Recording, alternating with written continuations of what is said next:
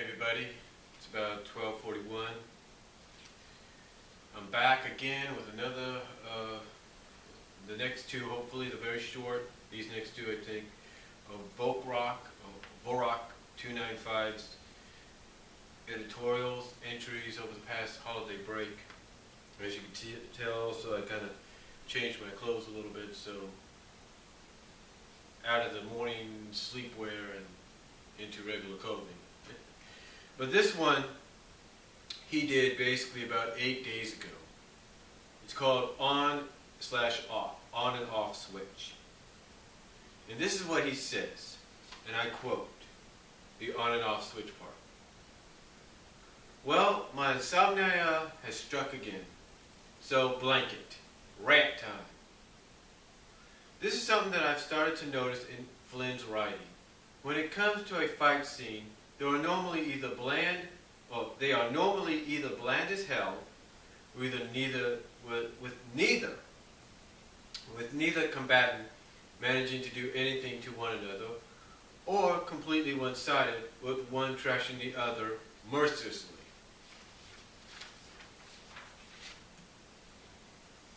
Again, I can use Scourge as an example. In most clashes between him and Sonic, he will walk all over Sonic for the entire duration of his appearance, then get the crap kicked out of him in about a page. The battle between Team Freedom, the Secret Freedom Fighters, and Team Metal was completely one-sided in the hero's favor, making us wonder why Ian Flynn even bothered to make the Metal series, if they were going to be unceremoniously killed off during the first battle, before they even met the doppelgangers. In fact, it happens with whole arcs, like the current blank stain of a storyline. For the first part, Eggman is utterly unstoppable, and Mecha Sally is a threat. Things look bad for the heroes, and Flynn's terrible writing makes it look like Sonic is quitting in one particular scene. Everything is going wrong, and the heroes are only safe because of the plot armorer. Or more armorer. Whatever. And then 235 rolls around, and suddenly everything is back to normal. Sonic is being a prick again. The heroes all seem happy. Eggman is always losing. And Mecha Sally is as worthless as the paper she's drawn on. It's like the characters all have switches on them, which are flickered between demigod and pathetic, depending on what's needed to make a scene work in Ian Flynn's eyes. Let's apply this idea to the previous examples, shall we? Scourge is invincible for most of the arc, leading to some forced drama, and Flynn's writing looking like a 9-year-old fanboy with his original recoloring fan character that's better than Sonic in every way. In the last issue, the switch is flicked for both characters. Sonic becomes invincible, and Scourge becomes as threatening as Cream the Rat. Team Metal spend the time on pathetic and lose horribly when they should have posed a threat.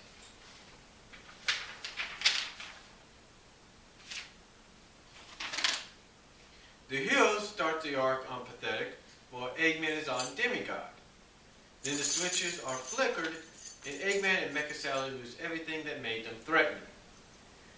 This has to be one of the worst ways to write drama. It's predictable and boring.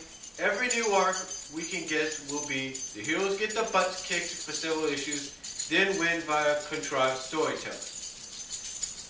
It's also a cop-out, with it being very rare that there is a reason why the tables turn so drastically, and all that we know is that they did, like the flick of a switch.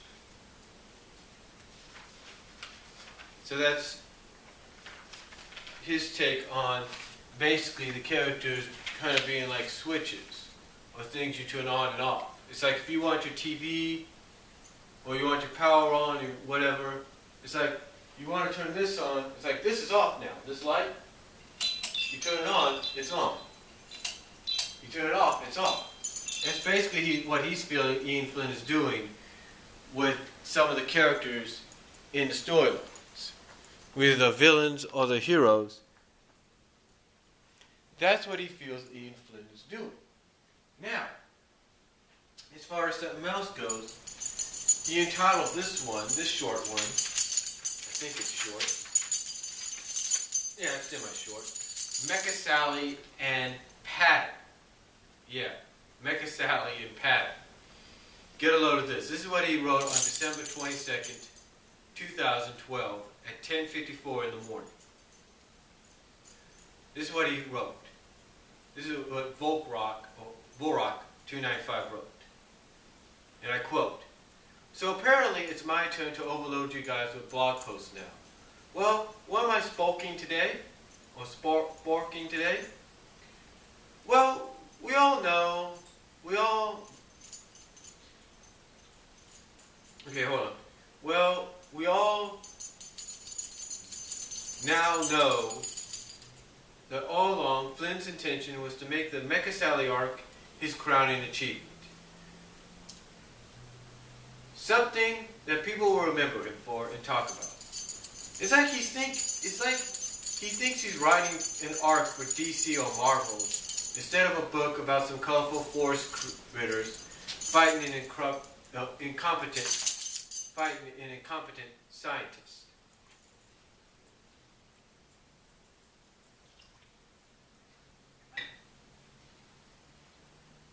Of course, rather than making it the crowning achievement via actual solid writing,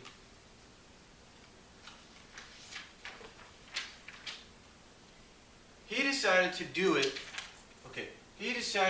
it simply through sheer length. 2 years worth of the same story. Hold on for a second.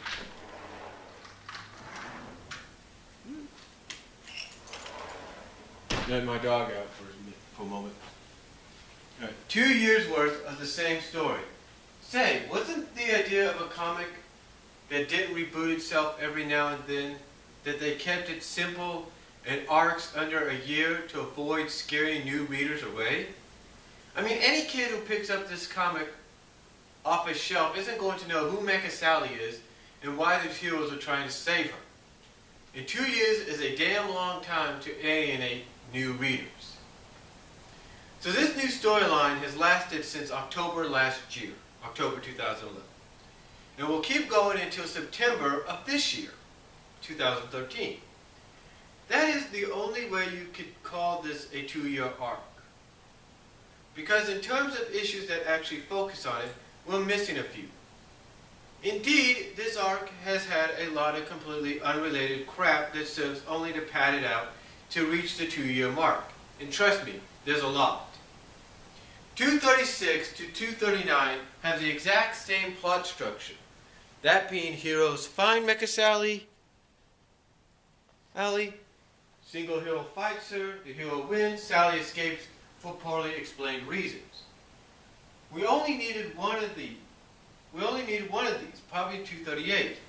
And all of the heroes fight Mecha Sally rather than the one-on-one fights that spoil the whole point of Sally as a villain.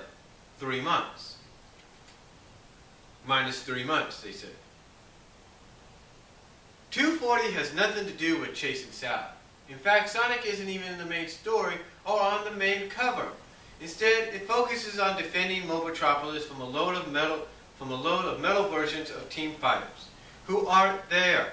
And therefore, the whole point of making something to mirror match them is gone. Tails and Amy never meet their counterparts. That's like if Superman never met Bizarro.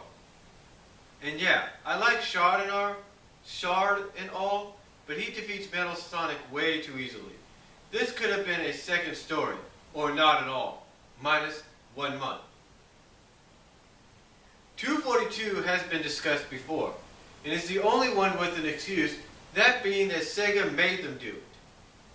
It's completely pointless, far too late to promote the Olympics or the game, and that's all that needs to be said, minus 1 month. 240 243 to 246 have nothing to do with Mecha Sally, instead being about Knuckles, even though Knuckles said he wanted nothing to do with the story arc in 231. This arc really could have waited until after the Mecha Sally arc was over. It would have worked as well as anything Flynn does, minus 4 months. You can tell he's subtracting the months that he feels were not necessary. The crossover has, again, nothing to do with Mecha Sally. We don't know that yet. Instead, being about Sega exclusives teaming up with the Mega Man cast. Honestly, I don't agree to the idea of a crossover unless it was an actual game.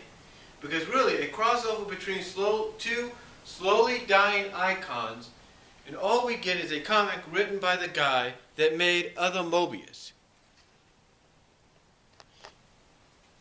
Either way, it's another 4 months of nothing to do with the damn story. Minus 4 months. Toting it all up, we have a stunning 13 months of padding. That's over a year. Cut it all, put endangered species after it, then the crossover, and this massive waste of ink and paper would have been 11 issues. Shorter than the arc it was intended to double the length of. It would have been over in September of last year, 2012, before the Olympic comic, Endangered Species, and the crossover. So he wouldn't have been poked and prodded by Sega and Capcom, and Endangered Species would have run on as its own arc. It would have been a bit too long, but still, it would have been a bit too long, still, but I get the feeling that it would have refused far fewer complaints. So Flynn can brag about his 2-year long story all he likes, but really it's less than half that, and it still sucks. All right. Well, basically what Vorak 295 is saying there, ladies and gentlemen, as I check my time, what he's saying there is that if you take out endangered species, you take out the issues that really have nothing to do, as he said, with the story arc at all, like 242, like he said, 242, 236, 239, 243 to 246, 243 to 246, 240, and basically he's saying if you take that all out and just simplify it down to 11 months, it would have been over by last September. And that's understandable. I get that. I totally understand that. But Vorak 295, let me explain something to you, my friend. The 236, if you will, the 236 to 239 did have something to do with Sally. That was part of rescuing her. So you could probably add those on, and you'd be looking maybe at 11 to 14 months worth. Basically a year and 2 months worth of story. So if you really want to look at it in a different way, you'd be looking at 14 months worth of story, because those 3 issues do have something to do, I think. Yeah, 36, 37, 38, and 39. You're basically looking at maybe 14 to 15 months worth. So mainly a year and 3 months. Or whatever, 14 months, whatever. So they did have something to do with the story arc, my friend. It does have something to do with it. So, but that's basically his take on it. Do you agree with it? Let me know down below. And I'll be back with his last rant, his last editorial of the holiday break.